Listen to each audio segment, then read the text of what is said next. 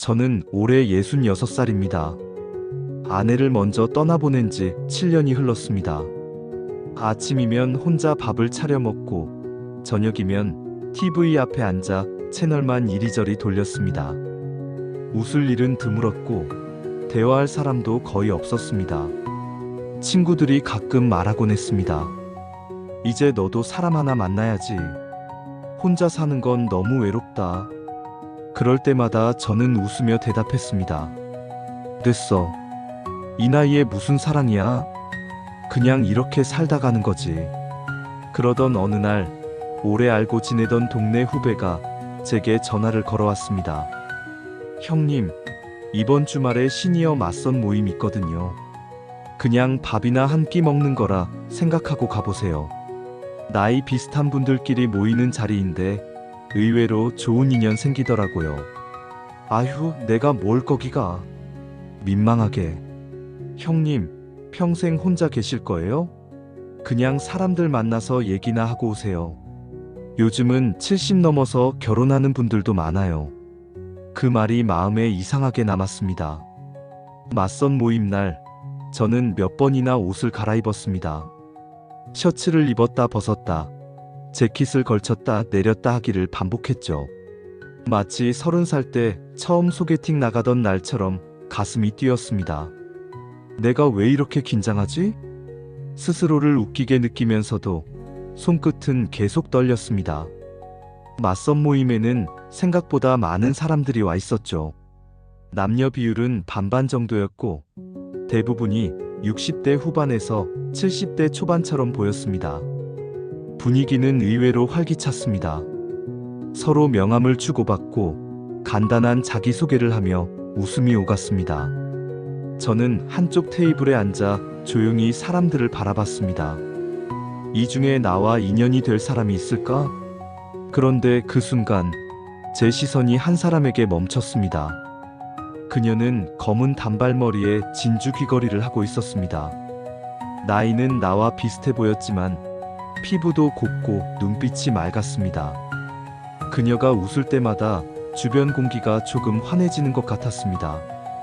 주최 측의 안내로 우리는 자리마다 돌아가며 5분씩 대화를 나누게 되었습니다. 마침내 그녀와 마주 앉게 된 순간 제 심장이 한번 크게 뛰었습니다. 안녕하세요. 저는 김민정이라고 해요. 그녀의 목소리는 차분했고 발음 하나하나가 또렷했습니다. 저는 얼떨결에 제 이름과 간단한 소개를 했습니다. 그녀는 제 이야기를 끊지 않고 끝까지 들어주었고 중간중간 고개를 끄덕이며 웃어주었습니다. 민정 씨는 남편을 10년 전에 병으로 떠나보냈다고 했습니다. 그 후로 혼자 살며 작은 꽃집을 운영하다가 최근에는 가게를 정리했다고 했습니다. 꽃을 좋아해서 시작했는데 이제는 무릎이 안 좋아서 오래 서 있는 게 힘들더라고요. 그녀는 그렇게 말하며 손가락을 천천히 만졌습니다. 그 순간 저는 알 수 없는 친근함을 느꼈습니다. 저 역시 허리와 무릎이 예전 같지 않았기에 그녀의 말이 남 얘기 같지 않았습니다. 그날 모임이 끝나갈 무렵 저는 용기를 내어 말을 꺼냈습니다. 혹시 다음에 차 한잔 하실래요? 그녀는 잠시 저를 바라보다가 미소를 지었습니다. 좋아요, 시간 맞춰봐요. 그 순간 제 마음속에서 무언가가 툭 하고 떨어지는 소리가 들렸습니다. 마치 긴 겨울이 끝나고 첫 봄비가 내리는 느낌이었습니다. 다음 주 우리는 근처 카페에서 다시 만났습니다. 그녀는 지난번보다 더 편안한 모습이었습니다. 그날 우리는 3시간 넘게 대화를 나눴습니다. 서로의 젊은 시절 이야기, 배우자와의 추억, 아이들 이야기, 그리고 지금의 외로움까지. 말하지 않아도 서로의 마음을 이해할 수 있었습니다. 그날 이후 우리는 일주일에 2~3번은 꼭 만났습니다. 함께 산책을 하고 영화도 보고 장도 같이 봤습니다. 저는 오랜만에 누군가와 함께 웃고 함께 밥을 먹는 기쁨을 되찾았습니다. 그러나 그때는 몰랐습니다. 그녀의 웃음 뒤에 감춰진 또 다른 표정이 있다는 것을. 그리고 그 표정이 훗날 제 삶을 송두리째 뒤흔들게 될 줄은. 민정 씨와 저는 만나면 만날수록 가까워졌습니다. 처음에는 그저 차를 마시며 대화하는 정도였지만 점점 서로의 일상에 스며들었습니다. 민정 씨는 제게 자주 이런 말을 했습니다. 당신하고 있으면 마음이 편해요. 다른 사람들 앞에서는 웃어도 속은 허전했거든요. 그 말이 참 따뜻하게 들렸습니다. 저도 그랬으니까요. 어느 날 그녀가 제 손을 꼭 잡으며 말했습니다. 우리 혼자서 외롭게 살기보다는 함께 사는 게 어때요? 사실 저도 그 생각을 하고 있었습니다. 혼자 사는 집에 들어가면 문을 닫는 순간부터 정막이 흘렀습니다. 저녁에 불 꺼진 부엌, 혼자 먹는 밥, 그 모든 게 이제는 지긋지긋했거든요. 결혼 준비는 단출하게 하기로 했습니다. 양가 가족들에게 알리고 가까운 친척과 친구만 초대하는 소규모 결혼식. 저희 나이에는 화려함보다 서로의 진심이 중요하다고 생각했습니다. 그날 민정 씨는 하얀 투피스를 입고 나타났습니다. 나이는 분명 60대 중반인데 마치 30년은 젊어진 듯한 기운이 있었습니다. 결혼식장에서 사람들은 다들 부러움 섞인 미소로 우리를 바라봤습니다. 결혼 초반은 정말 달콤했습니다. 아침에 눈을 뜨면 부엌에서 민정 씨가 커피를 내리고 있었습니다. 일어나셨어요? 오늘은 날씨가 좋아요. 같이 산책 갈래요? 이렇게 하루를 시작하는 게 얼마나 행복한지 몰랐습니다. 저녁이면 함께 식탁에 앉아 밥을 먹고 설거지를 나눠 했습니다. 가끔 그녀가 장난을 치며 물을 튀기면 저도 맞받아쳤습니다. 그 웃음소리가 우리 집을 가득 채웠습니다. 하지만 행복은 오래가지 않았습니다. 작은 변화들이 서서히 스며들기 시작했습니다. 결혼한 지 2달쯤 되었을 때 민정 씨가 조심스레 얘기를 꺼냈습니다. 여보, 사실 내가 전에 빚이 좀 있었어요. 남편이 병원비를 많이 쓰다 보니 카드 돌려막기 하다가 아직 못 갚은 게 남았어요. 저는 놀랐지만 곧 스스로를 달랬습니다. 그럴 수도 있지. 나도 예전에 힘들 때 있었잖아. 그래서 가진 돈 중 일부를 꺼내 그녀에게 건넸습니다. 이걸로 갚아. 힘든 건 내가 같이 짊어질게. 그녀는 눈시울을 붉히며 고맙다고 했습니다. 그때만 해도 그 말이 진심이라고 믿었습니다. 그 후로 민정 씨는 종종 돈 얘기를 꺼냈습니다. 여보, 우리 이번에 여행 갈 때 좋은 호텔에서 자자. 평생 기억에 남게. 여보, 이거 투자하면 수익이 크게 난대. 우리 노후 준비에 딱이야. 처음엔 함께 쓰는 돈이라 생각하고 별 의심 없이 동의했습니다. 그런데 점점 요구가 잦아졌습니다. 심지어 제 개인 통장 비밀번호까지 알고 싶다고 했습니다. 또 하나 이상한 점이 있었습니다. 그녀는 제 자녀들과의 만남을 피하려 했습니다. 아들네 집에 가자 하면 몸이 안 좋아서라고 하고 며느리가 오겠다고 하면 집이 어질러져서 창피하다고 했습니다. 결국 우리 아이들은 결혼 후 몇 달 동안 민정 씨를 거의 보지 못했습니다. 그 사이 저는 가족과 점점 멀어졌습니다. 아버지, 왜 그렇게 급하게 재혼하셨어요? 아들의 목소리에는 서운함과 의심이 섞여 있었습니다. 하지만 저는 너희가 몰라서 그래, 민정 씨는 좋은 사람이야 라고만 말했습니다. 그러던 어느 날 밤, 저는 거실에서 이상한 통화를 듣게 되었습니다. 민정 씨가 작게 속삭이며 말하더군요. 응, 그 일은 곧 마무리돼. 조금만 기다려. 목소리는 부드러워지고 내용은 알 수 없었습니다. 제가 다가가자 그녀는 화들짝 놀라며 전화를 끊었습니다. 누구야? 라는 제 질문에 그냥 오래된 친구야. 돈 좀 빌려달라고 해서. 그렇게 얼버무렸습니다. 그때 저는 뭔가가 잘못되고 있다는 걸 느꼈습니다. 하지만 그 뭔가가 정확히 무엇인지 아직 알 수 없었습니다. 우리는 여전히 부부였지만 그 달콤했던 첫날들의 온기는 조금씩 사라지고 있었습니다. 그리고 그 빈자리를 설명할 수 없는 차가움이 채워가기 시작했습니다. 그날 밤 잠이 오지 않았습니다. 거실에서 들었던 민정 씨의 통화가 계속 귓가에 맴돌았습니다. 그 일은 곧 마무리돼. 조금만 기다려. 그 말 속에는 부부 사이에 있어서는 안 될 비밀이 숨겨져 있었습니다. 다음 날 아침, 저는 평소보다 일찍 일어나 부엌으로 갔습니다. 민정 씨는 여느 때처럼 커피를 내리고 있었지만 그 표정은 어딘가 경직돼 보였습니다.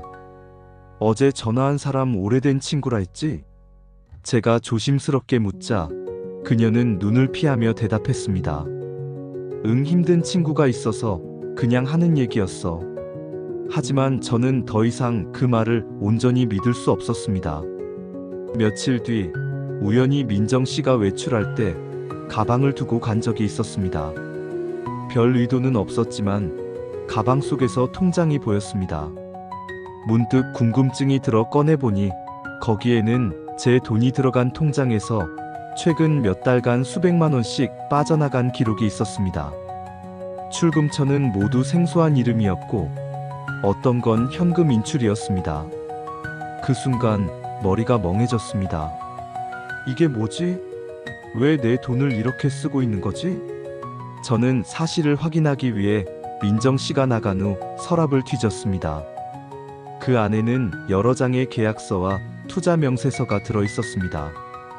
그중 일부는 아예 제 이름으로 된 것도 있었지만 서명은 제가 한 적이 없는 필체였습니다. 심장이 요동쳤습니다. 이건 위조야? 저녁에 그녀가 돌아왔을 때 저는 서류를 식탁 위에 올려놓았습니다. 이거 뭐야? 제 목소리는 떨렸지만 분명 단호했습니다. 민정 씨는 잠시 굳어있더니 곧 표정을 풀며 웃었습니다. 아, 그거 여보 몰래 준비한 거야. 투자하면 우리 노후가 편해진다길래 내가 알아서 한 거야. 하지만 저는 이미 알았습니다. 그건 우리를 위한 투자가 아니라 그녀를 위한 계획이라는 걸. 며칠 후 저는 더 충격적인 사실을 알게 됐습니다. 은행에 갔다가 제 명의로 대출이 2건이나 진행돼 있다는 걸 알게 된 겁니다. 총액은 8천만 원. 담보는 제 집이었습니다. 이 대출 부인께서 오셨잖아요. 은행 직원의 말에 저는 숨이 막혔습니다. 부인? 저는 그때 깨달았습니다. 민정 씨가 제 도장을 사용하고 심지어 인감증명서까지 발급받았다는 걸요. 그날 밤 저는 그녀에게 따졌습니다. 왜 내 집을 담보로 대출을 받았어? 이건 사기야. 민정 씨는 처음엔 발뺌하더니 결국 고개를 들며 차갑게 말했습니다. 여보, 이건 다 우리를 위해서야. 조금만 지나면 돈이 몇 배로 불어나. 그때 갚으면 돼. 하지만 그 말에 설득력은 없었습니다. 저는 이미 모든 게 무너지고 있다는 걸 느끼고 있었습니다. 이후로 그녀의 행동은 더 노골적이었습니다. 집 안에선 전화기를 붙들고 속삭이며 얘기했고 외출이 잦아졌으며 돈 얘기를 할 때마다 목소리가 날카로워졌습니다. 심지어 어느 날은 이런 말까지 했습니다. 여보, 내가 집을 팔아서 더 큰 투자에 넣으면 어때? 이렇게 살다가는 우리 죽을 때까지 고생이야. 그 말은 제 심장을 후벼 팠습니다. 제가 평생 땀 흘려 지켜온 집, 아내와 아이들을 키운 그 공간을 팔자고? 그 순간 저는 확신했습니다. 이건 사랑이 아니라 계획된 접근이었다는 것을. 결혼한 지 고작 6달. 처음 느꼈던 그 따뜻한 손길은 사라지고 남은 건 계산과 욕심뿐이었습니다. 그리고 저는 결심했습니다. 민정 씨의 진짜 얼굴을 알아내기로. 며칠 뒤 저는 사설 탐정에게 의뢰를 했습니다. 사진 몇 장과 그녀의 주민등록번호를 건넸습니다. 이 사람 과거를 좀 알아봐 주십시오. 될 수 있으면 빨리요. 불과 일주일 만에 탐정은 두툼한 서류 봉투를 제게 건넸습니다. 그 안에는 민정 씨의 과거가 고스란히 담겨 있었습니다. 그녀는 제게 말했던 것처럼 단순한 꽃집 주인이 아니었습니다. 과거 10년 동안 3번의 결혼과 3번의 이혼을 했습니다. 그 과정에서 전 남편들의 재산이 빠져나갔다는 기록도 있었습니다. 심지어 그 중 한 명은 재혼 후 1년 만에 전 재산을 잃고 가족과도 인연이 끊겼다고 했습니다. 그 순간 손이 떨렸습니다. 나는 그 4번째 희생자인 건가? 그날 밤 저는 민정 씨를 마주 앉혔습니다. 당신 나한테 왜 이렇게 한 거야? 그녀는 잠시 저를 바라보다 아주 차갑게 웃었습니다. 여보, 세상은 돈 없으면 아무것도 아니야. 난 내 방식대로 살아온 거고 당신도 그냥 운이 없었던 거지. 그 말은 제 가슴에 못을 박았습니다. 사랑이라 믿었던 모든 시간이 순식간에 사기극으로 변해버렸습니다. 민정 씨의 차가운 말이 귓가를 떠나지 않았습니다. 당신도 그냥 운이 없었던 거지. 그 한마디가 지난 몇 달간의 모든 기억을 송두리째 부숴버렸습니다. 다음 날 아침, 저는 변호사를 찾아갔습니다. 서류 가방에는 통장 내역, 위조된 계약서 사본, 그리고 탐정이 건네준 자료를 담았습니다. 변호사는 서류를 훑어보더니 깊은 한숨을 내쉬었습니다. 이건 명백히 사기와 문서 위조입니다. 하지만 그의 목소리가 낮아졌습니다. 이미 재산명의 이전과 대출이 진행된 상태라 돌려받기는 쉽지 않아요. 게다가 혼인 기간 동안 벌어진 일이라면 법적으로 부부 공동 책임이라는 판결이 나올 가능성도 큽니다. 그 순간 제 속에서 뭔가 무너져 내렸습니다. 집으로 돌아오니 민정 씨는 평소처럼 부엌에서 요리를 하고 있었습니다. 마치 아무 일도 없었다는 듯 노래까지 흥얼거렸습니다. 그 모습을 보며 저는 결심했습니다. 이혼이다. 더 이상 이 사람과 함께 살 수는 없어. 하지만 이혼 절차는 생각보다 훨씬 지옥 같았습니다. 민정 씨는 절대 이혼에 동의하지 않았습니다. 여보, 우리가 이렇게까지 왔는데 이제 와서 무슨 이혼이야? 그녀의 눈빛에는 애절함이 아니라 분명한 계산이 숨어 있었습니다. 이혼을 거부하면 저는 계속 그녀와 법적으로 묶인 상태가 되고 재산도 그대로 묶이는 상황이었죠. 며칠 후 저는 법원에 이혼 소송을 정식 접수했습니다. 그 순간부터 민정 씨의 태도는 완전히 변했습니다. 전화로 욕설을 퍼붓고 심지어 제 가족에게까지 전화를 걸어 내 형이 날 버리려고 한다. 재산 때문에 나를 죽이려 한다는 말도 안 되는 거짓말을 퍼뜨렸습니다. 재판 준비 과정에서 저는 민정 씨의 과거 피해자 중 한 명과 연락이 닿았습니다. 그는 전 남편이었고 제게 이렇게 말했습니다. 당신은 이제 시작일 겁니다. 나도 처음엔 사랑이라 믿었어요. 하지만 그녀는 돈을 빼앗으면 그 다음은 당신을 사회적으로 무너뜨립니다. 그 말은 제게 예고 없는 경고처럼 들렸습니다. 재판이 시작되자 민정 씨는 눈물 연기를 시작했습니다. 법정에서 그녀는 울먹이며 말했습니다. 남편이 저를 강제로 투자에 끌어들였어요. 저는 그냥 사랑해서 결혼했는데 이 사람이 저를 이용했어요. 그 순간 저는 웃음이 나올 뻔했습니다. 사람을 이렇게까지 뒤집어 씌울 수 있다니. 저의 변호사는 증거를 하나씩 제출했습니다. 위조된 계약서, 은행 CCTV 영상, 그리고 탐정 보고서. 하지만 민정 씨 측 변호사는 교묘하게 논점을 흐렸습니다. 의뢰인의 서명이 맞는지 여부는 감정이 필요하며 그 과정에서 상당한 시간이 소요될 것입니다. 그 말 한마디에 재판은 몇 달 더 미뤄졌습니다. 그 사이 민정 씨는 제 집을 무단으로 임대하려 했습니다. 부동산 중개인이 연락을 주지 않았다면 저는 알지도 못한 채 길거리로 나앉을 뻔했습니다. 그녀는 이렇게 말했습니다. 집은 어차피 공동재산이잖아. 내가 좀 쓰겠다는데 뭐가 문제야? 시간은 흐르고 재판은 점점 지쳐가는 싸움이 되었습니다. 저는 결국 건강마저 잃었습니다. 밤마다 악몽에 시달리고 가슴이 쪼여오는 불안 때문에 병원 신세를 지게 되었습니다. 의사는 제게 말했습니다. 이런 스트레스라면 심장마비가 와도 이상하지 않습니다. 빨리 상황을 정리하세요. 결국 저는 전략을 바꿨습니다. 민정 씨와의 합의를 추진한 겁니다. 재산 일부를 내주더라도 제 삶과 집을 지키기 위해서였습니다. 합의 조건은 간단했습니다. 그녀는 집에서 즉시 나갈 것, 앞으로 제 재산과 관련된 모든 권리를 포기할 것, 대신 일정 금액의 현금을 지급할 것. 그녀는 한동안 버티더니 결국 그 조건을 받아들였습니다. 아마도 더 이상 저에게서 얻을 게 없다고 판단했을 겁니다. 합의서에 서명하는 날, 그녀는 마지막으로 이렇게 말했습니다. 여보, 그래도 당신이랑 있었던 시간 다 거짓은 아니었어. 저는 대답하지 않았습니다. 그녀가 떠난 뒤 텅 빈 집 안에서 저는 한참을 앉아 있었습니다. 허탈함과 안도감이 동시에 밀려왔습니다. 하지만 이 싸움에서 제가 배운 건 사랑이란 이름으로도 사람은 얼마든지 속을 수 있다는 사실이었습니다.